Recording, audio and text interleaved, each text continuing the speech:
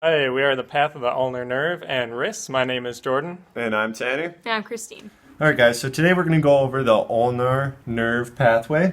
It's going to be branching off from C8 and T1 and coming down the humerus right here on this medial side. As it comes down the humerus here, it's going to come behind the epicondyle right here and run down the medial aspect of the ulna.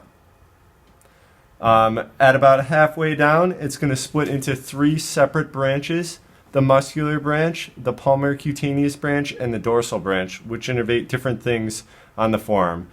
The muscular branch will come down here and innervate the flexor carpi ulnaris and the ulnar half of the flexor digitorum profundus. As we come down further, we get the palmar cutaneous branch, which is going to be this whole finger, the palm, and half of this fourth finger here for sensory. The dorsal branch is going to be on the back side here, and it's going to be digit 5 and half of digit 4 and the posterior side of the hand. Sensory information. So the ulnar nerve is actually at high risk of injury, and that's predominantly due to its location.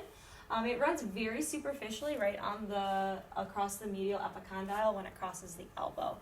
So again, because of that, like when you hit your funny bone, that's really just compression on this area. So as we all can personally state, it's very superficial.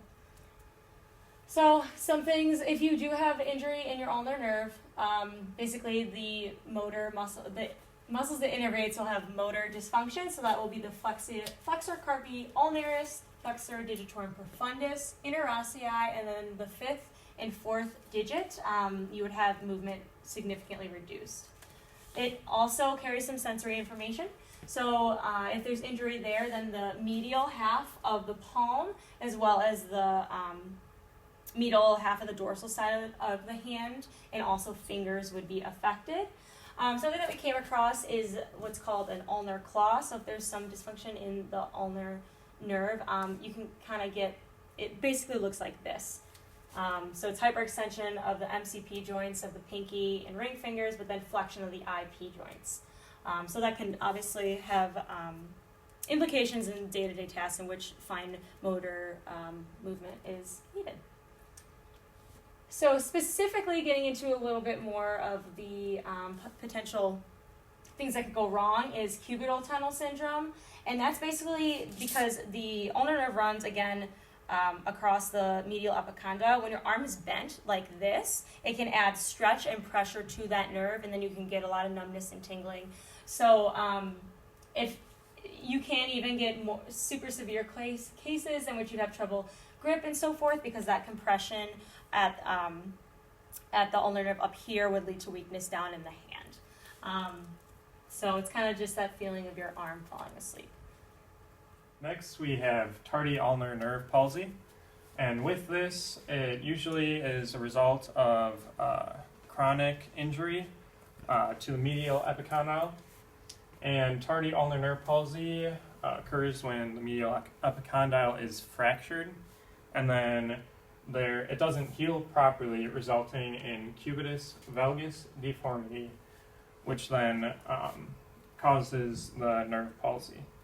And with this, you get a loss of sensation, again, in that ring and little finger. And severe injury can cause muscle wasting, as well as the other injuries we've discussed. The next one is Guyon's canal syndrome. From this, the prolonged radial deviation creates the compression on the ulnar nerve in the Guyon canal. So holding that handlebar in this position through long periods of time can result in that deviation. Here you can see a great example of handlebar palsy, where there is the radial deviation from that position, holding the handlebars, often seen in long bike rides.